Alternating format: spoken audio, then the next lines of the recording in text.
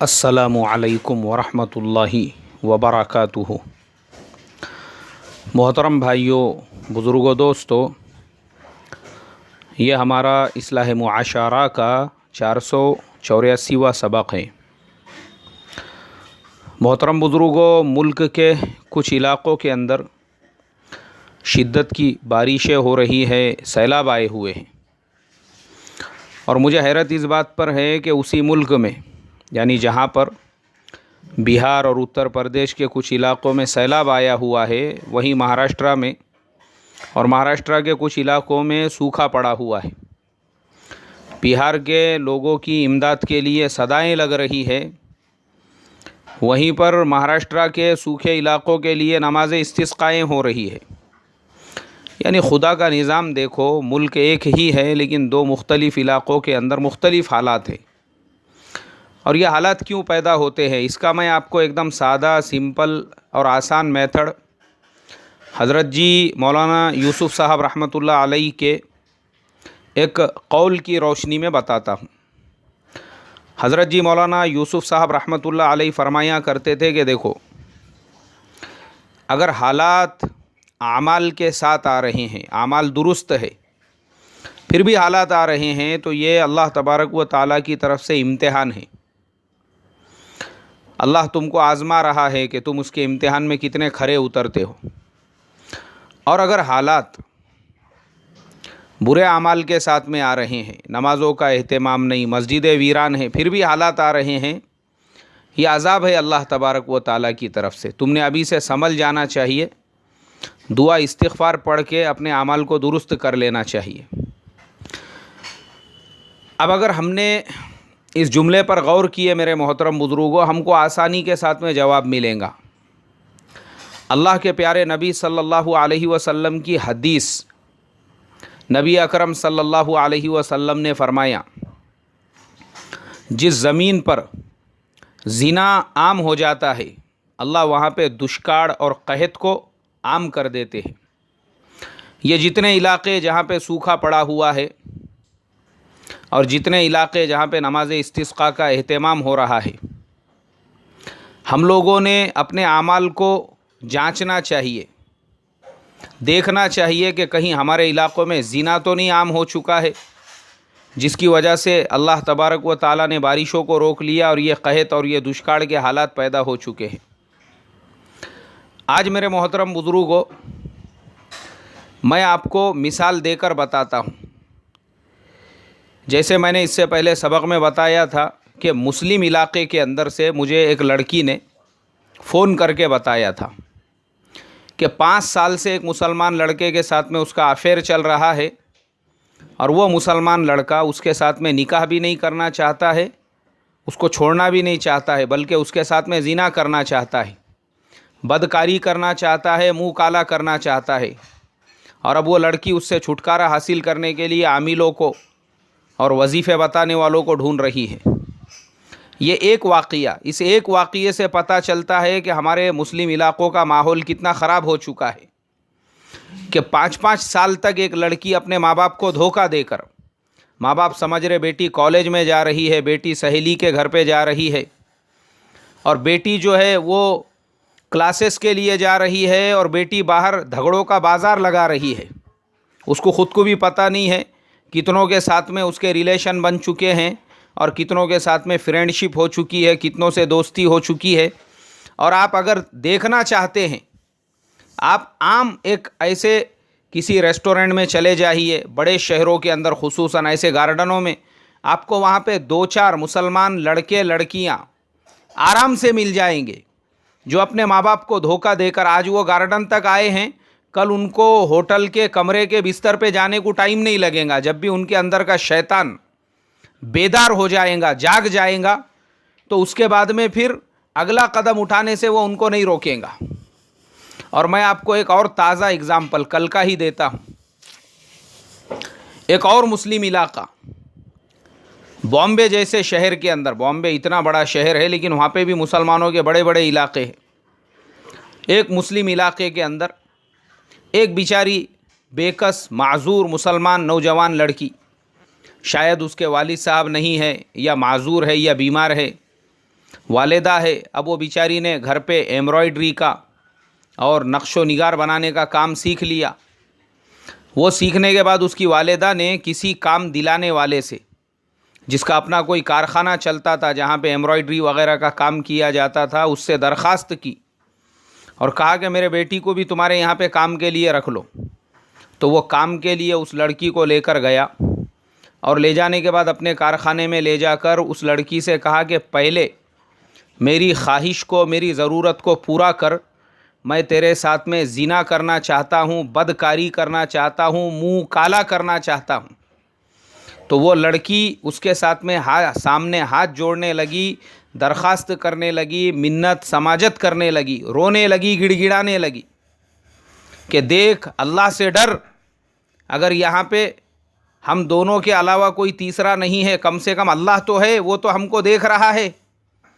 مگر میرے محترم بزرگوں، وہ جو لڑکا تھا اس کے اوپر ایسا شیطان حاوی ہو چکا تھا، اس کے نس نس میں، رگ رگ میں، خون کے قطرے قطرے میں شیطان دوڑ رہا تھا۔ شیطان نے ایسا پوری طرح سے اکسایا، ورغلایا، اور وہ لڑکے کے دماغ میں تو بس یہ تھا کہ کسی بھی طرح سے مجھے اپنے آپ کو ٹھنڈا کرنا ہے، اپنی خواہش کو پورا کرنا ہے۔ اس لیے اس نے کپڑے وپڑے نکال دیے اور زبردستی اس لڑکی کے ساتھ میں زبردستی کرنے کی کوشش کرنے لگا۔ تو میں اس علاقے کے پی ایس آئی صاحب کا انٹرویو دیکھ رہا تھا رات میں آج تک کے اوپر۔ وہ پی ایس آئی صاحب نے بتائے، انہوں نے کہا کہ وہ لڑکی بہادر تھی، ہمت والی تھی، اس لیے اس لڑکی نے، چونکہ وہ لڑکی اپنی عصمت، اپنی عفت جو ہے اپنی جان سے زیادہ قیمتی سمجھتی تھی۔ ہاں، ورنہ آج کل تو مسلمان لڑکیوں کا حال یہ ہے، اللہ رحم فرمائے، کہ بس ان کو جب دل کے اندر اپنی عصمت کی، اپنے عفت کی، اپنے عزت کی قدر نہیں ہوتی ہے تو اس کا حال برا حال ہو جاتا ہے۔ اللہ ایسوں پہ تو اللہ ہی رحم کرے، لیکن یہ لڑکی عصمت والی، عفت والی، عزت والی تھی۔ اس نے ادھر ادھر دیکھی تو اس کو کہیں سے لوہے کا کوئی ٹکڑا مل گیا۔ اس نے وہ اپنے ہاتھ میں لی اور لینے کے بعد میں یہ جو صاحب تھے جو زبردستی اس کے ساتھ میں منہ کالا کرنا چاہتے تھے، اس کے آلہ تناسل کے اوپر اس کو مار دیا، اس کے آلہ تناسل کو ہی زخمی کر دیا۔ جس بابو راؤ کے زور پر یہ کدیا مار رہا تھا، وہ بابو راؤ کو ہی ہمیشہ کے لیے سلا دیا اور خون میں لہو لہان کر دیا۔ اب جب بابو راؤ ہی زخمی ہو گیا، اس کے بعد کہاں سے منہ کالا کرتا اور کہاں سے اپنی خواہش پورا کرتا؟ پھر تو ہاسپٹل جانے کی نوبت آئی، اور فی الحال حضرت اپنے بابو راؤ کے علاج کے سلسلے میں ایک ہاسپٹل کے اندر ایڈمیٹڈ ہے، لیکن پوری رپورٹس پولیس اسٹیشن میں درج ہو چکی ہے اور پولیس نے اس کے اگینسٹ میں پورا کیس بھی کر لیا ہے۔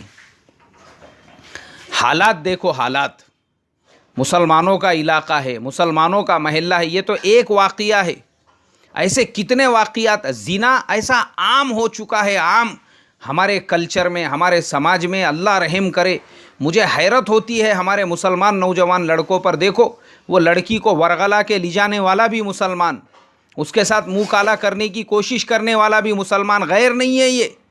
اور آج مسلمان لڑکیاں جتنی مسلمان لڑکوں سے پریشان ہیں، غیروں سے نہیں ہیں اتنا۔ آپ ہر گلی، ہر محلے کے چوراہے پہ، چبوترے پہ جا کر دیکھو، آپ کو مسلمانوں کے بیکار، ٹکار، موکار، جن کو کام نہیں، دھندا نہیں، ایسے 8-10 لڑکے ہر چبوترے، ہر چوراہے، ہر گلی کے اندر بیٹھے ہوئے ملیں گے، جن کا کام تھا اپنے محلے کے بہن بیٹیوں کی حفاظت کرنا، یہی ان کو چھیڑنے کا کام کر رہے ہیں، یہی ان کے اوپر تانے مارنے کا کام کر رہے ہیں، یہی ان کے اوپر فقرے کس رہے ہیں۔ یہ ہمارے نوجوان ہیں، یہ خالی سوشل میڈیا کے اوپر بس اپنی بڑی بڑی باتیں پوسٹ کرنے کا، اور گلی کے اندر، محلے کے اندر اس طرح سے۔ ارے تمہارے جیسے نوجوان، تمہارے سے کیا امیدیں کی جا سکتی ہے کہ تم میں سے بعد میں پھر کوئی سلطان صلاح الدین ایوبی اور محمد ابن قاسم اور طارق ابن زیاد تمہارے اندر سے پیدا ہوں گا؟ اگر تمہاری حرکتیں اس طرح سے رہیں گی، ہم کو تو تمہاری یہ نوجوان نسل سے وہ امیدیں ہیں، مگر یہ نسل سے کیا امیدیں رکھیں گے جو گٹکے منہ میں ڈال کر، تمباکو منہ میں ڈال کر، اپنے گلی، اپنے محلوں میں بیٹھ کر اپنے ہی سماج کی اور اپنے ہی قوم کی لڑکیوں کو چھیڑنے کے اندر لگے ہوئے ہیں۔ یہ ہے ہمارے آج کے نوجوان۔ اسی لیے میرے محترم بزرگوں، یہ عذاب ایسے ہی نہیں آتے، یہ سیلاب اللہ کی طرف سے ایسے ہی نہیں آتے، یہ دشکاڑ ایسے ہی نہیں آتے. اعمال درست نہیں ہوں گے, اس کے بعد 50 نمازیں استسقا پڑھو, گلی گلی میں پڑھو, رو گڑ گڑاؤ جمعہ کی نمازوں کے اندر, لیکن جب اعمال ہی درست نہیں ہو رہے ہیں, محلے ہی پورے زنا اور بدکاریوں سے بھرے ہوئے ہیں, بستیوں کے اندر بدعمالیاں پھیل چکی ہے, کائی کی بارشیں برسیں گی وہاں پر.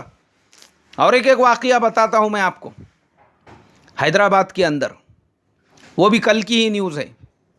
65 سال کے ایک عرب شیخ بزرگ نے ایک 18-19 سال کے لڑکی سے نکاح کیا. اب ہمارے لیے تو کوئی عیب کی بات ہی نہیں ہے, چونکہ الحمدللہ ہم ہیں مسلمان, ہمارے اسلامی شریعت کے اندر بالکل جائز ہے. لیکن میڈیا اس کو اچھال رہا ہے, چینلوں پہ اس کو دکھایا جا رہا ہے. اچھا چلو, چینلوں پہ تو دکھایا جا رہا ہے, اس کے علاوہ بعض مسلمان دانشوروں کے میں نے باتیں سنا, ان کو دانشور کہا جاتا ہے, بولے یہ اس طرح سے, بولے ایسا ہو رہا ہے ویسا ہو رہا ہے, یعنی اپنے ہی قوم کے خلاف بولنے کا کام کرنے کا. ٹی وی کا کیمرہ مل گیا اور ہاتھ میں مائک آ گیا. تو اب یہ جتنے بھی ہے اس طرح سے اعتراض کرنے والے, میں ان اعتراض کرنے والوں سے سوال کرتا ہوں, یہ تمہاری وجہ سے ہو رہا ہے, تم ذمہ دار ہے. کیونکہ تمہارے جیسے جو حرام خور ہے, ان کو جہیز کے اندر ہنڈا چاہیے, 2-2 لاکھ روپیے چاہیے, نئی کار چاہیے, اور شادی ایک دم عالی شان فنکشن ہال کے اندر چاہیے. تو تمہارے جیسے لوگ بھکاری بن گئے, کٹورے لے کے, سوٹ والا بھکاری, ٹائی والا بھکاری, میڈیکل کی ڈگری والا بھکاری, انجینئر کی ڈگری والا بھکاری, ڈی ایڈ اور بی ایڈ کیا ہوا بھکاری, ڈپلومہ کیا ہوا بھکاری, ڈگری ہولڈر بھکاری. تمہارے جیسے بڑے بڑے بھکاری اور بڑے بڑے کشکول لے کے کھڑے ہوئے جو ہے, کٹورے لیے ہوئے, تمہاری وجہ سے سماج کی بیٹیاں نہیں اٹھ رہی ہے. کیونکہ تم لوگوں کو جو زیادہ بھیک دیں گا اس کی بیٹی چاہیے. اور یہ بیچارے غریب لوگ, ان کے پاس کھانے پینے کے واندے ہیں, یہ اپنی محنت مزدوری کر کے گھر بار چلا رہے ہیں, اپنے بیٹیوں کے شادیوں میں یہ لاکھوں روپیے کہاں سے لے کر آئیں گے؟ ہمارے نوجوان ذمہ دار ہے, اور وہ بھکاری لوگ ذمہ دار ہے اس کے لیے. بغیر بھیک کے نہ رشتہ جوڑنے کو تیار, نہ شادی کرنے کو تیار. مسلمانوں, اپنے قوم اور اپنے سماج میں سے یہ شادی کی فضول خرچی کو نکالو, ورنہ یاد رکھو, میں کہتا ہوں کہ ایک وقت ایسا آئے گا, لڑکیاں نہیں ملیں گی لڑکوں کو نکاح کے لیے, نہیں ملیں گی, در بدر کی ٹھوکریں کھاتے پھرو گے. تو اسی لیے ماں باپ مجبور ہو کر باہر کے بوڑھوں کو بیٹیاں دے رہے ہیں, کیونکہ ہمارا نوجوان بھکاری بنا ہوا ہے. خود ہندوستان کا نوجوان بھکاری کٹورا بنا ہوا ہے, اس لیے باہر کے بوڑھوں کو بیٹیاں دینی پڑ رہی ہے. اس کی غیرت مر چکی ہے, یہ دیوس بن چکا ہے, اس وجہ سے یہ حالات پیدا ہو رہے ہیں. ارے سادگی پہ آؤ. اگر تم نوجوان مسجدوں میں نکاح کرنے لگ جاؤ گے, نمازوں میں اعلان ہوں گے کہ بھائی یہ نماز کے بعد نکاح ہوگا, نہ شادی کے کارڈ چھپے تھے, نہ ہال کیا گیا تھا, نہ کوئی رسم و رواج ہوا, سادہ سیدھا مسجد میں نکاح ہوا, رخصتی ہو گئی, ایسے نکاح اگر ہمارے ہوں گے تو امت کی بیٹیاں وہ باعزت اور وہ باعظمت اپنے گھروں سے روانہ ہوں گی, اور ماں باپ کو بیٹیاں بوجھ نہیں لگیں گی. ماں باپ کو ایجنٹ تلاش کر کے کسی بوڑھے کے ہاتھ میں اپنی بیٹی نہیں دینا پڑے گی. اگر ہمارے نوجوان غیرت مند بنیں گے. یہ تو بے غیرت کٹورے اور بھکاری ہے, ان کو تو بیٹھی بیٹھی کمائی چاہیے, اس لیے تو یہ حالات پیدا ہو رہے ہیں. اور جب ایسے حالات سماج میں ہوں گے نا, پھر یہی ہوگا, سیلاب آئیں گے, دشکاڑ آئیں گا. ارے پڑھو رے نمازیں, میں بول رہا ہوں نا, گلی گلی میں بھی نمازیں استسقا پڑھیں گے تو بھی اللہ کو اس لیے رحم نہیں آئیں گا, اعمال درست نہیں ہے. میں قربان جاؤں 1000 مرتبہ نہیں, 1,00,000 مرتبہ میرے آقا صلی اللہ علیہ وسلم کی عصمت اور عفت پر. میرے آقا تو 1450 سال پہلے فرما کر چلے گئے, جس زمین پہ زکوٰۃ روک دی جائیں گی اللہ بارشوں کو روکے گا. قانون ہے, سمپل میتھڈ ہے. جہاں زنا عام ہوگا دشکاڑ آئیں گا, قحط آئیں گا, ہاں سرخ آندیاں چلیں گی. یہ 1450 سال پہلے فرما کے چلے گئے. تو اگر ہم وہ بیماری دور کرنے کی بجائے وہ پھوڑے پر, وہ زخم پر جو پورا سڑ چکا ہے, وہ پھس پھس کر رہا ہے, پورا اس کے اندر پیپ بھر چکا ہے, بجائے وہ پیپ نکالنے کے, بجائے اس کے اندر کا مواد نکالنے کے, خالی اوپر سے ملہم پٹی کرتے رہیں گے, یاد رکھو قیامت تک بھی وہ زخم اچھا نہیں ہوگا. ایسے ہی کتنی ہی دعائیں ہوں گی, کتنے ہی اہتمام ہوں گے, اور سماج میں سے اگر یہ گندگیاں اور غلاظتیں نہیں نکالنے کی کوششیں ہوں گی, ایسا ہی اللہ کا دشکاڑ کا عذاب آئیں گا اور ایسے ہی سیلاب آئیں گے. بس دعا کرتا ہوں اللہ تبارک و تعالیٰ سے، اللہ ہمارے حال پہ رحم فرما اور ہمیں اپنے اعمال کو درست کرنے کی توفیق عطا فرما. جمعہ کا مبارک دن ہے، ماں بہنوں سے بھی کہوں گا ذرا ٹی وی سیریل کم دیکھو اور کم سے کم سورہ کہف پڑھو ذرا. آج تو بھی پڑھو. اور نوجوانوں سے بھی اور تمام سے بھی فیس بک اور واٹس اپ کو تھوڑا کم کرو اور کم سے کم سورہ کہف پڑھو آج. اور نمازوں کا اہتمام کرو اور جمعہ میں اذان سے پہنچو مسجد کے اندر. یہ نہیں ہے اپنا مسجد کے گیٹ پہ بیٹھنے کا بڑی بڑی باتیں کرتے ہوئے اور جیسی امام خطبے کے لیے کھڑا ہوا اس کے بعد مسجدوں میں آنے کا. اسی لیے یہ نحوستیں ہے. اللہ عمل کی توفیق عطا فرمائے. السلام علیکم ورحمۃ اللہ وبرکاتہ.